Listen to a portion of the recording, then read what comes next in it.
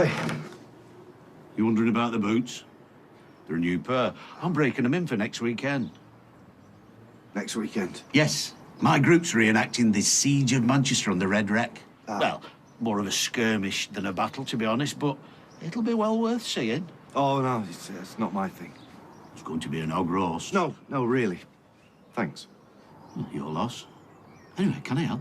Yeah, I hope so. I'm Simon Barlow's dad. You must be Mr. Rawlings. That's right. How did you get my address? Oh, sorry, it's from a mate. Oh, I see. Well, is there a problem? No, there's no problem. It's just that at the end of last term, you confiscated Simon's phone. You forgot to give it him back. I didn't forget anything. I chose to retain that phone in order to teach him a lesson. Right, the thing is that he needs it back for over the holidays, you know. Well, he should have thought of that before. I'm stood there trying to explain the finer points of Robert the Bruce's Skiltron formation while he's texting Daisy Maskell.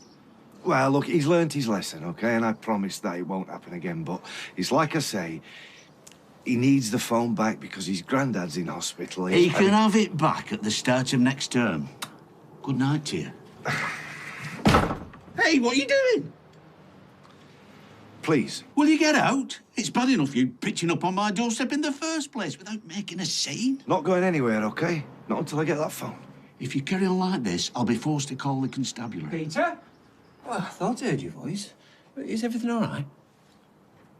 He's no business being here. It's an unacceptable invasion of my privacy. Indeed, and ordinarily I'd be the first to condemn such behaviour from a parent. But there are certain extenuating circumstances. What circumstances? His father, a good friend of mine and a former teacher, in fact, he's had a serious accident recently, still in hospital. Oh, I see. I mean, the whole family's under tremendous strain, including young Simon. He's close to his grandfather. I sympathise, Brian. I do. But I'd be doing the lad no favours if I take his behaviour too lightly. Agreed. But it won't just be him who's being punished, as you can see. That man's under a tremendous amount of pressure. He's a powder keg, and you don't want him exploding on your front grass. Oh, I don't know. Look, if you're prepared to return the phone as a favour to me, I could make myself available for the reenactment. Really? Oh, that would be wonderful. Nobody fills Lord Strange's breeches quite like you. They were a little on the snug side last time, and that was 4 years ago. We could have them let out in time for Saturday. So long as we got a deal. Absolutely. Mr. Barlow? Yeah. Brian's given me some additional background, and in the circumstances, I've decided to let you have your son's phone. Right, that's great. So where is it? I didn't bring it home. It's in a desk drawer at school. I'll need a lift. Yeah, no problem. I've got my taxi here. Streetcars? You lot bent my pike. Swore I'd never set foot in one of your jalopies again. He's not here in a professional capacity. You know, won't be lying in their pockets. I suppose not. All right, let's get this over with. Hey, thanks for that, Brian. I owe you one. No, you've no idea. Hey, take that off. Oh.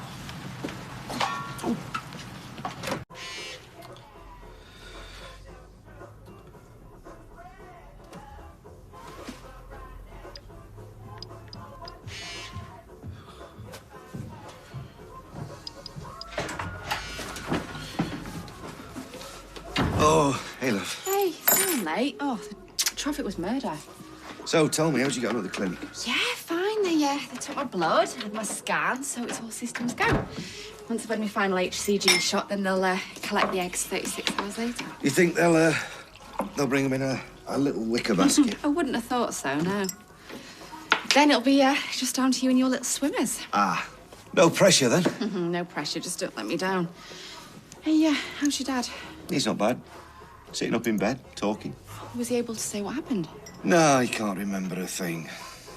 The way he's acting, it's almost like he thinks it could be one of us. Seriously? I like to think I tell better gags. Well, surely he doesn't include you in that. Think he does, love? But you didn't do it. That sounded like a question. No, of course it wasn't. Look, we both know it wasn't you, and, well, fingers crossed, your dad'll say the same when his memory comes back, won't he? Oh, yeah. Fingers crossed.